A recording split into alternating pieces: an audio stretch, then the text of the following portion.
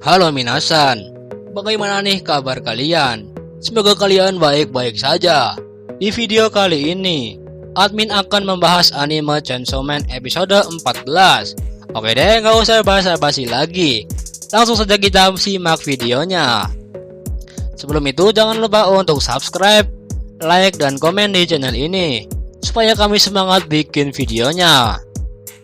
Di episode 14, terlihat Katana Man memberi serangan kepada Chainsaw Man dengan tebasan pedangnya. Dan serangan itu berhasil melukai Denji. Bala bantuan musuh pun tiba-tiba datang. Mereka yang sudah dilengkapi dengan senjata. Pada saat itu pun, langsung diberi perintah oleh Katana Man untuk menembak Denji dan mengincar jantungnya. Namun sebelum mereka sempat menembak, dengan sangat cepat, Denji pun langsung menyerang mereka semua, hingga berhasil dibuat tumbang oleh Denji. Namun ketika Denji menyerang Katana Man, ternyata lagi-lagi Katana Man masih bisa menahan serangan dari Denji, hingga mereka harus sama-sama terpental. Lalu di saat Denji lengah, dia menyadari kalau dadanya berhasil dilukai oleh Katana Man. Saat itu pun musuh bersenjata kembali menembak Denji, dan Denji sudah sangat kesal pada penjahat itu. Dia pun sekali lagi menyerang penjahat itu dan menjadikannya sebagai sandera. Dan Denji berkata, "Jika kau bergerak sedikit saja, aku tak akan segan untuk memotong rekanmu."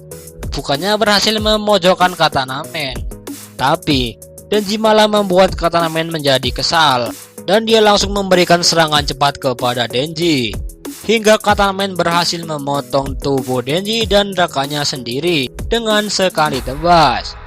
Denji yang kehilangan banyak darah. Seketika itu dia langsung tumbang dan tidak bisa berbuat apa-apa. Pada akhirnya, Katana Man membawa tubuh Denji yang sudah terpotong dan mereka berniat untuk segera meninggalkan tempat itu. Sementara itu, kita diperlihatkan para pemburu iblis yang tewas akibat penembakan. Di sini terlihat bagaimana situasi di dalam kereta api tempat Makima diserang. Setelah merasa berhasil sudah membunuh Makima, para penjahat berencana untuk berbaur dengan penumpang lainnya. Namun tiba-tiba Makima bangkit kembali. Shin pun berpindah kepada dua pemburu iblis yang bernama Tendo dan Kurose, yang sedang menunggu kedatangan Makima. Namun di saat mereka menunggu, mereka pun dikejutkan berita pembunuhan yang terjadi kepada Makima dan anggota lainnya di Tokyo. Mendengar berita itu, sontak tidak menyangka kalau Makima bisa mati dengan mudah. Namun di saat kereta sudah tiba di stasiun Kyoto, mereka kembali dikejutkan oleh Makima yang ternyata masih hidup, dan pakaiannya dilumuri oleh darah. Makima memberitahu mereka tentang penembakan yang telah terjadi, dan mereka memberitahu Makima kalau di Tokyo juga sedang terjadi teror yang sama. Lalu Makima ditanya apakah dirinya tertembak atau tidak. Makima pun berbohong dan mengatakan kalau dirinya sama sekali tidak tertembak. Di sisi lain, ternyata Makima sudah membunuh semua penjahat yang menyerangnya tadi di kereta. Kemudian setelah meninggalkan stasiun Kyoto, Tendo dan Kurose bertanya kepada Makima, apakah tidak sebaiknya kita segera kembali ke Tokyo untuk memberi bantuan kepada mereka? Makima menjawab, percuma saja. Kita sudah tidak punya waktu lagi. Makima sangat yakin para penjahat itu pasti mengincar Denji saja. Jadi satu-satunya cara adalah dengan membantunya dari sini. Di saat itu juga, Makima meminta Kurose dan Tendo mencarikan 30 orang tahanan dengan masa tahanan seumur hidup, dan juga kuil terdekat. Entah apa yang direncanakan Makima, tapi jelasnya kita akan melihat kekuatan dari Makima. Shin pun berpindah ke tempat penyerangan Denji, di mana saat ini mereka sudah memindahkan tubuh bagian atas milik Denji ke dalam mobil. Tiba-tiba, tubuh salah satu penjahat itu meledak dengan sendirinya. Melihat kejadian itu, sontak membuat semua komplotan itu terkejut. Lalu, Sawamori langsung menghubungi rekannya untuk mengonfirmasi apakah Makima sudah tewas atau belum. Kemudian rekan dia hubungi menjawab bahwa dia sudah kehilangan jejak dari Makima. Dan tiba-tiba rekan yang dihubungi Sawatari meledak begitu saja. Dan lagi-lagi Hal itu membuat Sawatari dan Katanamen menjadi ketakutan. Di sini terlihat, ternyata Makima lah yang menyantet para penjahat itu dari Kyoto. Dan ternyata, inilah kemampuan dari Makima sebenarnya. Tapi untuk menggunakan kekuatan ini, Makima membutuhkan tumbal manusia. Karena Makima adalah pemburu tingkat atas.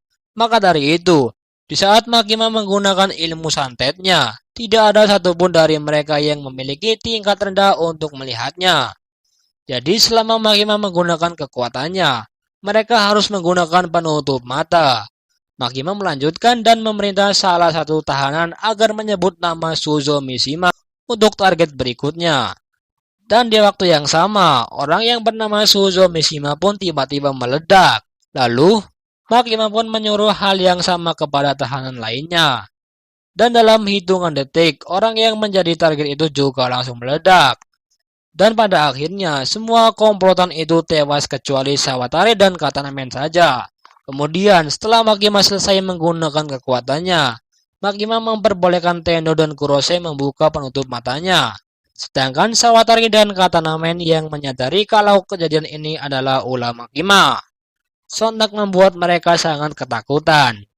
Dan di saat itu juga, mereka pun bergegas untuk melarikan diri dengan membawa Denji. Namun tiba-tiba, Kobeni muncul dari kejauhan sembari menanyakan, apakah kalian juga komplotan penembak itu? Namun Sawatari, dia langsung menyerang Kobeni menggunakan kekuatan dari iblis ular. Tapi sebelum iblis ular mengenai Kobeni, Kobeni pun menghindari serangan tersebut dengan sangat cepat.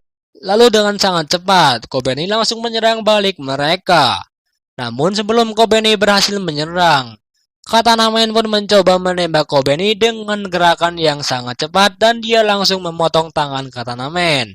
Serta langsung mengambil pistol yang terlepas dari Katanamen dan langsung menembak ke punggung Katanamen. Namun tiba-tiba, Sawatari menembak Kobeni, tapi beruntung. Saat itu Kobeni berdiri di dekat tubuh Denji dan dengan cepat dia menggunakan kepala Denji sebagai tameng. Dan Sawatari pun langsung membawa Katanamen untuk kabur. Shin pun berpindah kepada Makima yang sudah sampai di Tokyo. Lalu Makima langsung disambut oleh Madoka yang juga selamat dari insiden sebelumnya. Madoka berkata, kalau dirinya akan mengundurkan diri dari pemburu iblis. Mengetahui hal itu, Makima menanyakan apa alasan Madoka yang ingin berhenti. Dan ternyata, Madoka sudah tahu kalau dalam waktu yang dekat ini, peperangan melawan iblis senapan akan segera dimulai. Dan itulah mengapa dia memilih untuk berhenti. Setelah itu, Makima pergi melanjutkan perjalanan mereka. Nah minasan, inilah akhir dari anime Chainsaw Man episode 14. Penasaran kan apa yang akan terjadi selanjutnya? Makanya jangan lupa untuk subscribe, like, komen, dan aktifkan loncengnya. Biar kalian gak ketinggalan kalau kami upload video baru.